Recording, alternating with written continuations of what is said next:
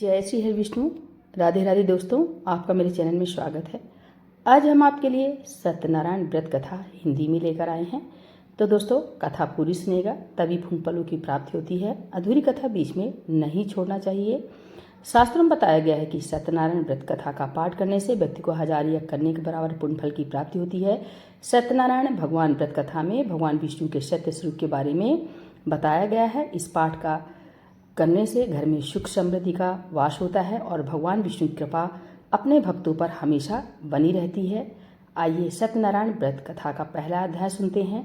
एक समय की बात है, नैमिषारण्य तीर्थ में सौनकादि 88,000 ऋषियों ने श्री सूत जी से पूछा, हे प्रभु, इस कलयुग में वेद विद्या रहित मनुष्यों को प्रभु भक्ति किस प्रकार मिल सकती है तथा उनका उद्धार कैसे होगा? हे मुनिश्रेष्ठ, कोई ऐसा तप बताइए जिससे थोड़े समय में ही पुण्य फल मिले और मनोवांछित फल भी मिल जाए। इस प्रकार की कथा सुनने की हम इच्छा रखते हैं। सर्वशास्त्रों के ज्ञाता सूत जी बोले, हे वैष्णव में पूज्य, आप सभी ने प्राणियों के हित की बात पूछी है, इसलिए मैं एक ऐसे श्रेष्ठ व्रत को आप लोगों को बताऊंगा जिसे नारद जी ने लक्ष्मी नारायण जी से पूछा था और लक्ष्मीपत ने मुनिश्रेष्ठ नारद जी से कहा था। आप सभी ध्यान से सुनिए। एक समय की बात है, योगी राज नारद जी दूसरों के हित के लिए इच्छा से अनेकों लोगों में घूमते हुए मृत्युलोक में आ पहुँचे। यहाँ उन्होंने अनेक योनियों में जन्मे प्राय सभी मनुष्यों को अपने कर्मों द्वारा अनेक दुखों से पीड़ित देखा। उनका दुख देख नारद जी सोचने लगे कि कैसा यत्न किया जाए जिसके करने से निश्चित रूप से मानव के दुखों का अंत हो जाए। इसी विचार पर मनन करते हुए वह विष्णु लोक में गए। वहाँ वह देवों के ईश नारायण की स्तुति करने लगे, जिनके हाथों में शंख चक्र गदा और पद्म थे, गले में वरमाला पहने हुए थे। स्तुति करते हुए नारद जी बोले, हे भगवान, आप अत्यंत शक्ति से संपन्न हैं, मन तथा वाणी भी आपको नहीं पा सकती। आपका आदि मध्य तथा अंत नहीं है। निर्गुण स्वरूप षष्ठ के कारण भक्तों के दुख को दूर करने वाले हैं। आपको मेरा नमस्कार है। नारद जी की स्तुति सुन विष्णु भगवान बोले, हे मुनिश्रेष्ठ, आपके मन में क्या बात है? आप किस काम के लिए पधारे हैं, उसे निसंकोच कहो। इस पर नारद मुनि बोले कि मृत्युलोक में अनेक योनियों में जन्मे मनुष्य अपने कर्मों के द्वारा अनेकों दुख से दुखी हो रहे हैं। हे नाथ, आप मुझ पर दया रखते हैं तो बताइए कि वो मनुष्य थोड़े प्यास से ही अपने दुखों से कैसे छुटकारा पा सकते हैं? श्री हरि बोले, हे नारद, मनुष्यों की भलाई के लिए तुमने बहुत अच्छी बात पूछी है। जिसके करने से मनुष्य मोह से छूट जाता है, वह बात मैं कहता हूँ, उसे सुनो। स्वर्ग लोक और मृत्यु लोक दोनों में एक दुर्लभ उत्तम व्रत है जो पुण्य फल देने वाला है। आज प्रेम बस होकर मैं तुमसे कहता हूँ। श्री सत्यनारायण भगवान का यह व्रत अच्छी तरह विधि पूर्वक करके मनुष्य तुरंत ही यहाँ सुख भोग कर मरने पर मोक्ष पाता है। श्री हरि के वचन सुन नारद जी बोले कि इस व्रत का फल क्या है और उसका विधान क्या है? यह व्रत किसने किया था? इस व्रत को किस दिन करना चाहिए? सभी कुछ विस्तार से बताए। नारद जी की बात सुनकर श्री हरि बोले, दुख व शोक को दूर करने वाला, यह सभी स्थानों पर विजय दिलाने वाला है। मानव को भक्ति व श्रद्धा के साथ शाम को श्री सत्यनारायण की पूजा धर्मपरायण होकर ब्राह्मणों व बंधुओं के साथ करनी चाहिए। भक्ति भाव से ही नैवेद्य, केले का फल, घी, दूध और गेहूं का आटा सवाया ले। गेहूं के स्थान पर साठी का आटा, शक्कर तथा गुड़ लेकर व सभी भक्षण योग्य पदार्थों को मिलाकर भगवान को भोग लगाएं। ब्राह्मणों सहित बंधु बांधवों को भी भोजन कराएं। उसके बाद स्वयं भोजन करें। भोजन कीर्तन के साथ भगवान की भक्ति में लीन हो जाएं। इस तरह से सत्यनारायण भगवान का व्रत करने पर मनुष्य की सारी इच्छाएं निश्चित रूप से पूरी होती हैं। इस कलिकाल अर्थात कलयुग में मृत्युलोक में मोक्ष का यही एक सरल उपाय बताया गया है। श्री सत्यनारायण व्रत कथा अध्याय समाप्त। श्री सत्यनारायण भगवान की जय। आइए सत्यनारायण भगवान व्रत का दूसरा अध्याय सुनाते हैं। सूत जी बोले, हे ऋषियों, जिसने पहले समय में इस व्रत को किया था उसका इतिहास कहता हूँ, ध्यान से सुनो। सुंदर काशीपुरी नगरी में एक अत्यंत निर्धन ब्राह्मण रहता था। भूख प्यास से परेशान वह धरती पर घूमता रहता था। ब्राह्मणों से प्रेम से करने वाले भगवान ने एक दिन ब्राह्मण को वेश धारण कर उसके पास जाकर पूछा, हे विप्र, नित्य दुखी होकर तुम पृथ्वी पर क्यों घूमते हो? दीन ब्राह्मण बोला, मैं निर्धन ब्राह्मण हूँ, भिक्षा के लिए धरती पर घूमता हूँ। हे भगवान, यदि आप इसका कोई उपाय जानते हो तो बताइए। वृद्ध ब्राह्मण कहते हैं कि सत्यनारायण भगवान मनोवांछित फल देने वाला है, इसलिए तुम उनका पूजन करो। इससे करने से मनुष्य सभी दुखों से मुक्त हो जाता है। वृद्ध ब्राह्मण बनकर आए सत्यनारायण भगवान उस निर्धन ब्राह्मण को व्रत का सारा विधान बताकर अंतर्धान हो गए। ब्राह्मण मन ही मन सोचने लगा कि जिस व्रत को वृद्ध कर ब्राह्मण करने को कह गया है, मैं उसे जरूर करूंगा। यह निश्चय करने के बाद उसे रात में नींद नहीं आई। वह सवेरे उठकर सत्यनारायण भगवान के व्रत का निश्चय कर भिक्षा के लिए चला गया। उस दिन निर्धन ब्राह्मण को भिक्षा में बहुत धन मिला, जिससे उसने बंधु बांधवों के साथ मिलकर श्री सत्यनारायण भगवान का व्रत संपन्न किया। भगवान सत्यनारायण का व्रत संपन्न करने के बाद वह निर्धन ब्राह्मण सभी दुखों से छूट गया और अनेक प्रकार की संपत्तियों से युक्त हो गया। उसी समय से यह ब्राह्मण हर माह इस व्रत को करने लगा। इस तरह से सत्यनारायण भगवान के व्रत को जो मनुष्य करेगा वह सभी प्रकार के पापों से छूटकर मोक्ष को प्राप्त होगा। जो मनुष्य इस व्रत को करेगा वह भी सभी दुखों से मुक्त हो जाएगा। सूत जी बोले कि इस तरह से नारद जी ने नारायण जी का कहा हुआ श्री सत्यनारायण व्रत को मैंने तुमसे कहा। हे विप्रो, मैं अब और क्या कहूँ। ऋषि बोले, हे मुनिवर, संसार में उस विप्र से सुनकर और किस किसने इस व्रत को किया, हम सब इस बात को सुनना चाहते हैं। इसके लिए हमारे मन में श्रद्धा का भाव है। सूत जी बोले, हे मुनियों, जिस जिसने इस व्रत को किया है वे सब सुनो। एक समय वही विप्र धन व ईश्वर के अनुसार अपने बंधु बांधवों के साथ इस व्रत को करने को तैयार हुआ। उसी समय एक लकड़ी बेचने वाला बूढ़ा आदमी आया और लकड़ियाँ बाहर रखकर अंदर ब्राह्मण के घर में गया। प्यास से दुखी हुआ लकड़हारा उनको व्रत करते देख विप्र को नमस्कार कर पूछने लगा कि आप यह क्या कर रहे हैं। तो उन्होंने बताया कि यह व्रत कर रहा हूँ तथा इसे करने से क्या फल मिलेगा, कृपया मुझे भी बताएं। ब्राह्मण ने कहा कि सब मनोकामनाओं को पूरा करने वाला यह सत्यनारायण भगवान का व्रत है। इनकी कृपा से ही मेरे घर में धन आदि की वृद्धि हुई है। विप्र से सत्यनारायण व्रत के बारे में जानकर लकड़हारा बहुत प्रसन्न हुआ। चरणामृत लेकर वह प्रसाद खाने के बाद वह अपने घर गया। लकड़हारे ने अपने मन में संकल्प लिया कि आज लकड़ी बेचने से जो धन मिलेगा उसी से श्री सत्यनारायण भगवान का उत्तम व्रत करूंगा। मन में विचार कर ले बूढ़ा आदमी सिर पर लकड़ियाँ रख उस नगर में बेचने गया जहाँ धनी लोग ज़्यादा रहते थे। उस नगर में उसे अपनी लकड़ियों का दाम पहले से 4 गुना अधिक मिलता है। बूढ़ा प्रसन्नता के साथ दाम लेकर केले, शक्कर, घी, दूध, दही और गेहूं का आटा ले और सत्यनारायण भगवान के व्रत की अन्य सामग्रियां लेकर अपने घर गया। वहां उसने अपने बंधु बांधवों को बुलाकर विधि विधान से सत्यनारायण भगवान का पूजन और व्रत किया। इस व्रत के प्रभाव से वह बूढ़ा लकड़हारा धन पुत्र आदि से युक्त होकर संसार के समस्त सुख भोग अंत में वैकुंठ धाम चला गया। श्री सत्यनारायण व्रत कथा दूसरा अध्याय समाप्त। सत्यनारायण भगवान की जय। आइए अब तीसरा अध्याय सुनते हैं। सूत जी बोले, हे श्रेष्ठ मुनियों, अब आगे की कथा कहता हूँ। पहले समय में उल्का मुख नाम का एक बुद्धिमान राजा था। वह सत्यवक्ता और जितेंद्रिय था। प्रतिदिन देव स्थानों पर जाता और निर्धनों को धन देकर उनके कष्ट दूर करता था। उसकी पत्नी कमल के समान मुख वाली तथा सती साध्वी थी। भद्रशिला नदी के तट पर उन दोनों ने श्री सत्यनारायण भगवान का व्रत किया। उसी समय साधु नाम का एक वैश्य आया। उसके पास व्यापार करने के लिए बहुत सा धन भी था। राजा को इस व्रत को करते देखकर वह नियम के साथ पूछने लगा, हे राजन, भक्तिभाव से पूर्ण होकर आप यह क्या कर रहे हैं? मैं सुनने की इच्छा रखता हूँ, तो आप मुझे बताएं। राजा बोला, हे साधु, अपने बंधु बांधवों के साथ पुत्राद की प्राप्ति के लिए एक महाशक्तिमान श्री सत्यनारायण भगवान का व्रत व पूजन कर रहा हूँ। राजा के वचन सुन साधु आदर्श बोला, हे राजन, मुझे इस व्रत का सारा विधान कहिए। आपके कथनानुसार मैं भी इस व्रत को करूँगा। मेरी भी संतान नहीं है और इस व्रत को करने से निश्चित रूप से मुझे संतान की प्राप्ति होगी। राजा से व्रत का सारा विधान सुन व्यापार श्रीवत हो वह अपने घर गया। साधु वैश्य ने अपनी पत्नी को संतान देने वाले इस व्रत का वर्णन कह सुनाया और कहा कि जब मेरी संतान होगी तब मैं इस व्रत को करूँगा। साधु ने इस तरह के वचन अपनी पत्नी लीलावती से कहे। एक दिन लीलावती पति के साथ आनंदित हो सांसारिक धर्म में प्रवृत्त होकर सत्यनारायण भगवान की कृपा से गर्भवती हो गई। 10वें महीने में उसके गर्भ से एक सुंदर कन्या ने जन्म लिया। दिनों दिन वह ऐसे बढ़ने लगी जैसे कि शुक्ल पक्ष का चंद्रमा बढ़ता है। माता पिता ने अपनी कन्या का नाम कलावती रखा। एक दिन लीलावती ने मीठे शब्दों में अपने पति को याद दिलाया कि आपने सत्यनारायण भगवान के जिस व्रत को करने का संकल्प किया था उसे करने का समय आ गया है।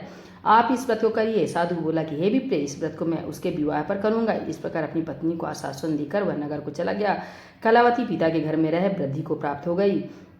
साधु ने एक बार नगर में अपनी कन्या को सखियों के साथ देखा तो तुरंत ही दूत को बुलाया और कहा कि मेरी कन्या के योग वर देख कर आओ। साधु की बात सुनकर दूत कंचन नगर में पहुंचा और वहां देखभाल कर लड़की के सुयोग वणिक पुत्र को ले आया। सुयोग लड़के को देख साधु ने बंधु बांधवों को बुलाकर अपनी पुत्री का विवाह कर दिया। लेकिन दुर्भाग्य की ये बात कि साधु ने अभी भी श्री सत्यनारायण भगवान का व्रत नहीं किया। इस पर श्री भगवान क्रोधित हो गए और श्राप दिया कि साधु को अंदर दुख मिले। अपने कार्य में कुशल साधु बनिया जमाई को लेकर समुद्र के पास स्थित होकर रत्नासारपुर नगर में गया। वहां जाकर दामाद ससुर दोनों मिलकर चंद्रकेतु राजा के नगर में व्यापार करने लगे। एक दिन भगवान सत्यनारायण की माया से एक चोर राजा का धन चुराकर भाग रहा था। उसने राजा के सिपाहियों को अपना पीछा करते देख चुराया हुआ धन वहां रख दिया जहां साधु अपने जमाई के साथ ठहरा हुआ था।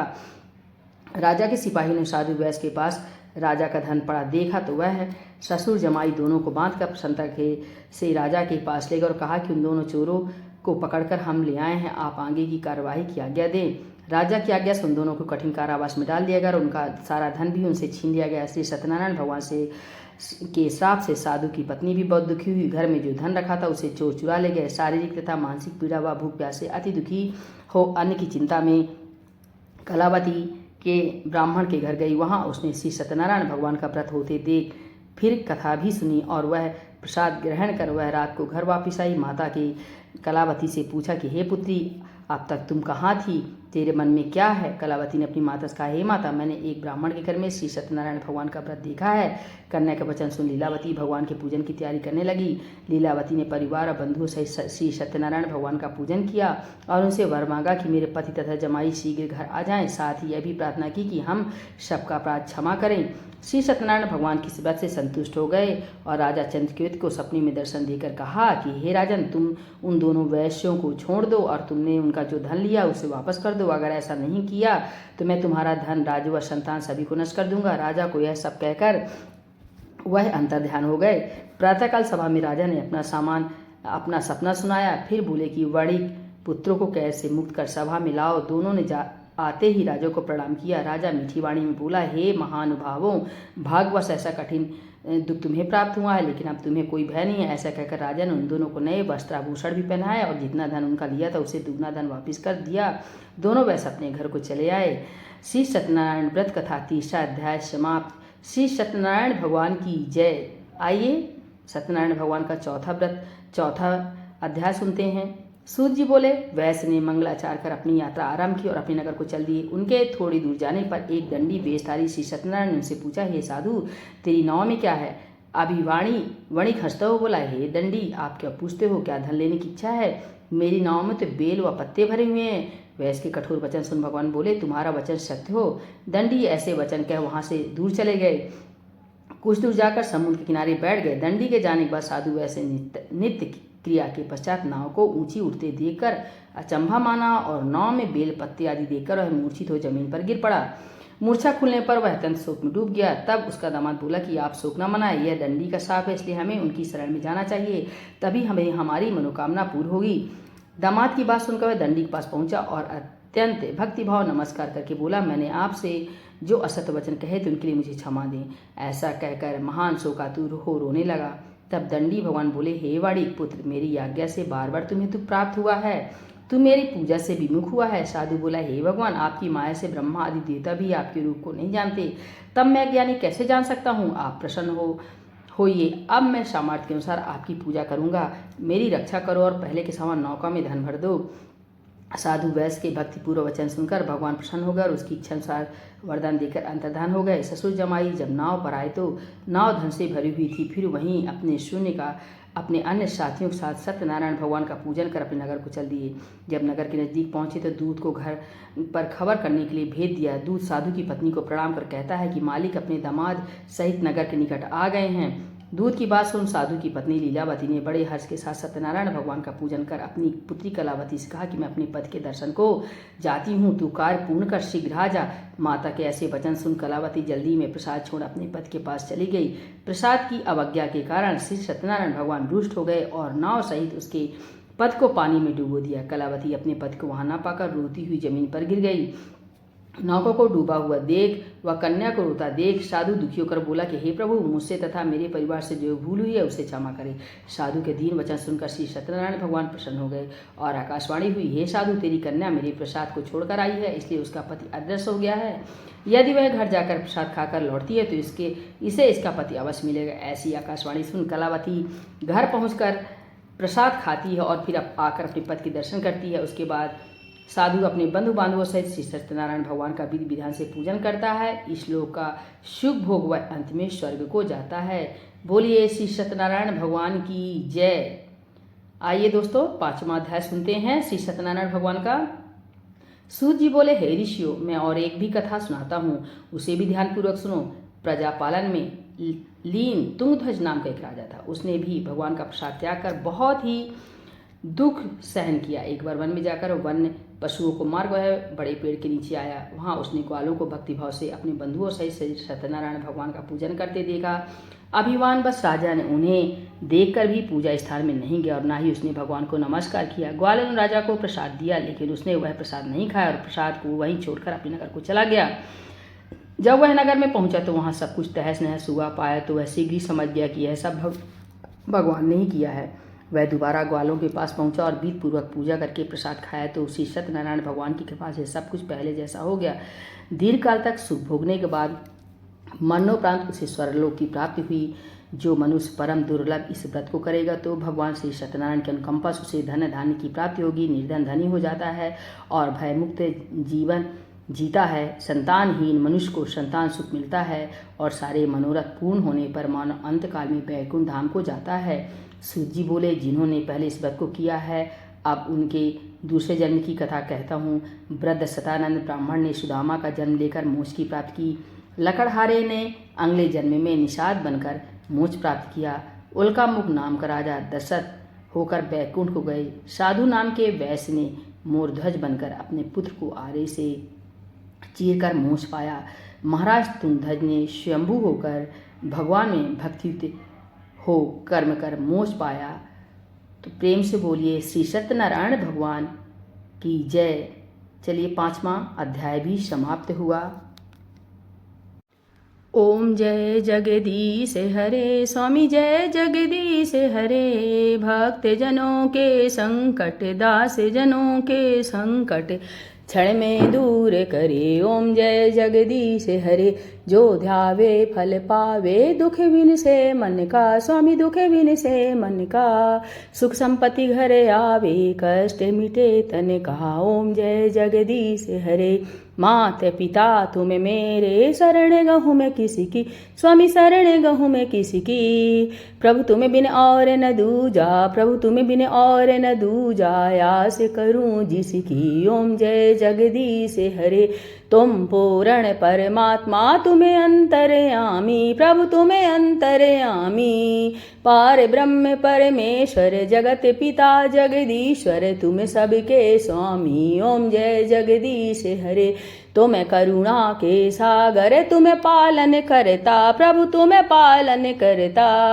मैं मूरख खल कामी, मैं सेवक तुम स्वामी, कृपा करो भरता। ओम जय जगदीश हरे। तुम होए के अगोचर, सबके प्राणपति, प्रभु सबके प्राणपति। किसी विधि मिलूं दया मैं तुमको, मैं कुमति। ओम जय जगदीश हरे। दीन बंधु दुख हरता, तुम ठाकुर मेरे, प्रभु तुम रक्षक मेरे। अपने हाथ उठाओ, अपने शरण लगाओ, द्वार पड़ा तेरे। ओम जय जगदीश हरे। विषय विकार मिटाओ, पाप हरो देवा, प्रभु कष्ट हरो देवा। श्रद्धा प्रेम बढ़ाओ, श्रद्धा भक्ति बढ़ाओ, संतन की सेवा। ओम जय जगदीश हरे। तन मन धन सब कुछ है तेरा, प्रभु सब कुछ है तेरा। तेरा तुझको अर्पण, प्रभु जी को अर्पण, क्या लागे मेरा। ओम जय जगदीश हरे। ओम जय जगदीश हरे। स्वामी जय जगदीश हरे। भक्त जनों के संकट, दास जनों के संकट क्षण में दूर करे। ओम जय जगदीश हरे। तो दोस्तों ये थी सत्यनारायण भगवान की कथा। आप मेरे चैनल पर बने रहे और कथा अच्छी लगे प्लीज़ लाइक, चैनल को सब्सक्राइब जरूर करें। नमस्कार।